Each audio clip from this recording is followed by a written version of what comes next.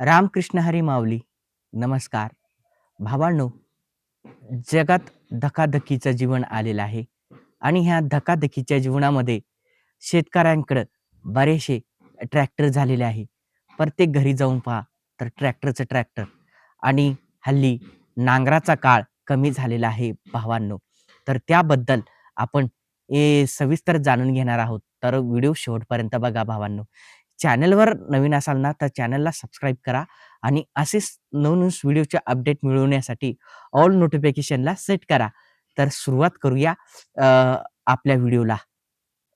हाय, मी दिलीप मिसाळ. आपण पाहत आहात दिलीप मिसाळ रेलगावकर चॅनल. भावांनो, हल्ली जीवनात धकाधकीचं अ, जीवन चालू आहे आणि त्या धकाधकीच्या जीवनामध्ये बरेचसे उतार-चढाव आपल्याला मिळत असते. आता समजून घ्या, प्रत्येक शेतकऱ्याजवळ घरोघरी ट्रॅक्टर झालेला आहे आणि बैल नांगर आता हल्ली कमी झालेला आहे. आता बैल नांगर कुठे दिसतच नाही भावांनो. प्रत्येक शेतकऱ्याचा एक ट्रॅक्टर असायचा, तो म्हणजे एक छोटा नांगर.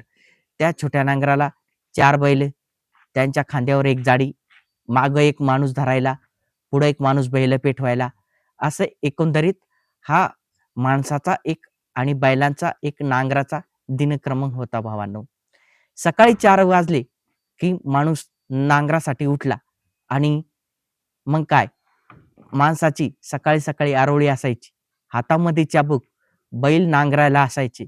घंटीचा आवाज आला, की लोकं समजायचे, या माणसाचा नांगर सुरू झाला.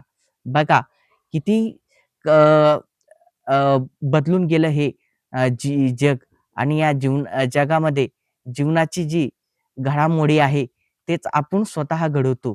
हे बघा, कालांतराने प्रत्येकाच्या घरोघरी ट्रॅक्टर आले आणि प्रत्येकाच्या वावरामध्ये लोक ट्रॅक्टर घेऊन जातातच आणि थोडासा पैसाही हातभार लावण्यासाठी मिळतोय.